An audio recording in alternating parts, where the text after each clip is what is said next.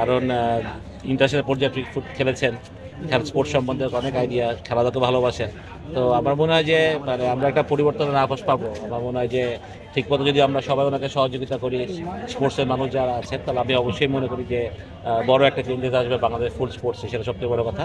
কিন্তু আমি priority set করতে বলবো যে কোন স্পোর্টসগুলো ইম্পর্টেন্ট আমাদের দেশে, সেটাই খুব ইম্পর্টেন্ট। বাট তারপরেও আই বিলিভ যে উনি আসাতে অবশ্যই দেশের ক্রীড়াঙ্গন ডেফিনেটলি একটা নতুন মোড় নেবে। সুজন ভাই,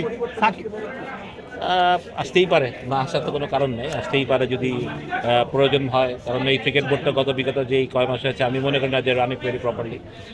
কারণ যে ঘরোয়া ক্রিকেট হচ্ছে না, আমরা ওয়ার্ল্ড কাপ খেলতে পারিনি, আরও অনেক কিছু হচ্ছে যেগুলো আমার মনে হয় না ক্রিকেটের জন্য ভালো হয়েছে কিছু। বাট আমি বলবো না যে এখানে সবাই খারাপ, সবাই ভালো, এগুলো কথা আমি বলতে চাই না। কারণ যারা এসে তারা অবশ্যই চেয়েছেন ভালো কিছু করতে, কিন্তু তারা হয়তো হয়নি। বাট অবশ্যই নতুন একটা সরকার এসছে, নতুন প্রেম প্রতিমন্ত্রী আসছেন, উনি ওনার মতো চিন্তা করবেন যে কীভাবে করলে কারা আসলে ক্রিকেট বোর্ডের জন্য ভালো হবে, ক্রিকেটকে ভালোভাবে চালাতে পারবে, বা অন্যান্য স্পোর্টসে অন্যান্য ফেডারেশনগুলোতেও কারা আসলে ভালোভাবে চলবে, সেটা সবচেয়ে ইম্পর্টেন্ট। যে আপনি মানুষটা ইম্পর্টেন্ট না, হচ্ছে যে খেলাটা যাতে মাঠে সচল থাকে, খেলা যাতে ঠিকমতো হয়, সেটা সবচেয়ে বেশি। খরচ বাঁচে 65% পর্যন্ত। ওয়ালটন বিএলডিসি ফ্যান ছড়ায় স্বস্তির সবুজ হাওয়া।